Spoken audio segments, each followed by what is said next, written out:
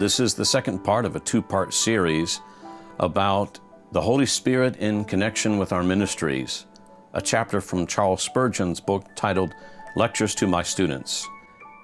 Regarding the help of the Holy Spirit in connection to our ministries and how preachers need the blessing of God in their ministries, Spurgeon comes to this subject along two lines.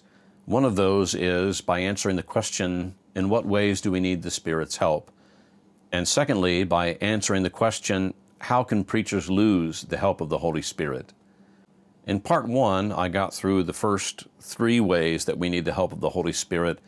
And in today's video, I'll get through the remaining 5 ways that the Holy Spirit helps us. And we'll also see how preachers can lose that blessing. So let's get right into it. The fourth way that we need the help of the Holy Spirit in our ministries is we need Him to act like that spiritual anointing oil in our preaching.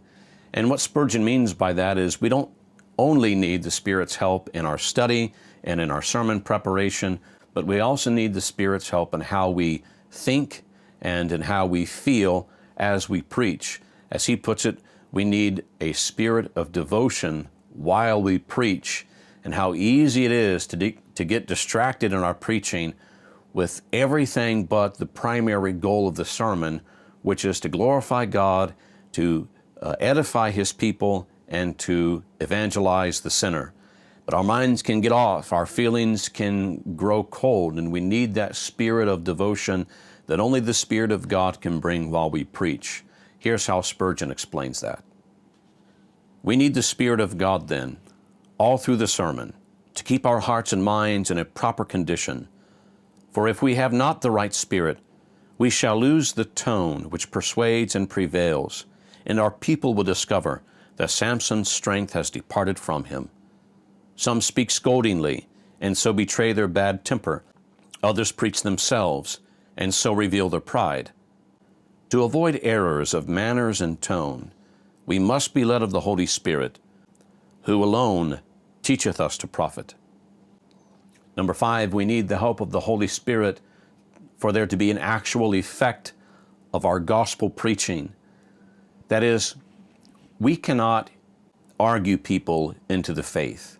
We cannot entertain them into a saving relationship with Christ. We cannot threaten them until they come to know the Lord. All we can do is preach the gospel and pray that God will do what only He can do in the heart of sinners. He must convince them that they must be saved. Without the help of the Holy Spirit in this, we will see no true conversions to the faith. Spurgeon explains it like this. Miracles of grace must be the seals of our ministry. Who can bestow them but the Spirit of God? Convert a soul without the Spirit of God? Why, you cannot even make a fly, much less create a new heart and a right spirit. Lead the children of God to a higher life without the Holy Ghost? You are inexpressibly more likely to conduct them into carnal security if you attempt their elevation by any method of your own.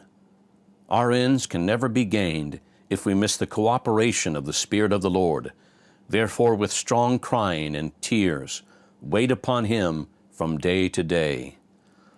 Oh, how desperately we need the help of the Holy Spirit in gospel preaching. If we have not the Spirit of God's help in our gospel preaching, whatever fruit we see in the ministry is no fruit at all, but just wood, hay, and stubble. God, give us the Spirit's help so that we can see true conversions, and so that those who are brought to faith in the Lord Jesus Christ will continue in the apostles' doctrine.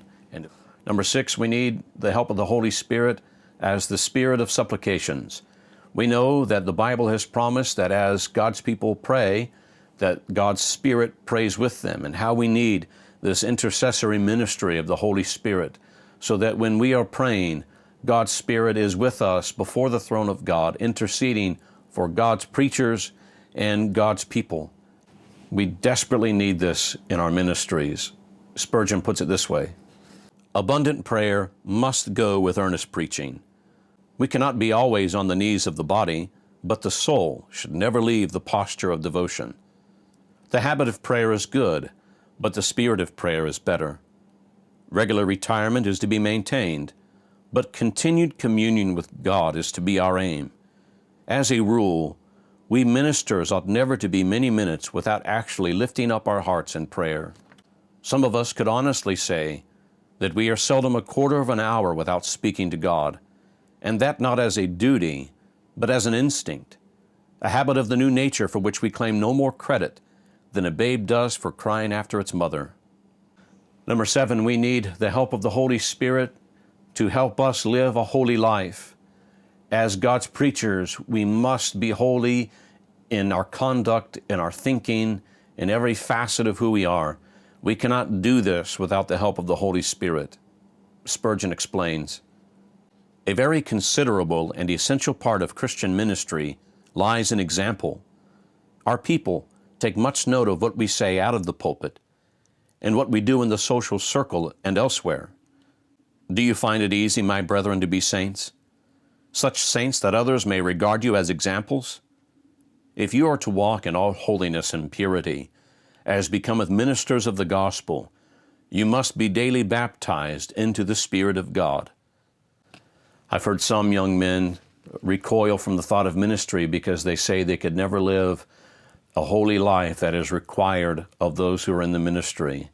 And the truth of the matter is, that is true for everybody. It is impossible to live a holy life apart from the Spirit of God. How desperately we need the Spirit of God in our ministries and in our conduct as we live. Number 8, we need the help of the Holy Spirit as a spirit of discernment. In pastoral ministry, we deal with people and we deal with people problems. And people are so unique one from another, and people are so different themselves from day to day, that we need the guidance of the Holy Spirit to know how to rebuke, to counsel, to encourage. The Lord must show us what to do. Spurgeon explains, "Whatever our tenderness of heart or loving anxiety, we shall not know how to deal with the vast variety of cases unless the Spirit of God shall direct us, for no two individuals are alike, and even the same case will require different treatment at different times. At one period it may be best to console, at another to rebuke, and the person with whom you sympathized even to tears today may need that you confront him with a frown tomorrow, for trifling with the consolation which you presented. Those who bind up the broken-hearted and set free the captives must have the Spirit of the Lord upon them." Now, there's no guarantee that if the Spirit of God is upon us, that those whom we counsel and encourage or rebuke will receive our counsel. But we know that if the Spirit of God is with us, whatever rejection we may receive, whatever stubborn hearts our counsel may fall upon, at least it's not because we have given them counsel in a fleshly manner instead of a Spirit-led manner. So those are the ways that the Spirit of God is needed in preaching ministry. There are more than 8 ways, I'm sure, but those are the 8 ways that Spurgeon shared in this chapter. And now he answers the question, how does a preacher lose that blessed assistance of the Holy Spirit? Well, you could probably guess. It's through sin of commission, through sin of omission. Spurgeon says it this way, "Brethren, what are those evils which will grieve the Spirit? I answer, anything that would have disqualified you as an ordinary Christian for communion with God also disqualifies you for feeling the extraordinary power of the Holy Spirit as a minister."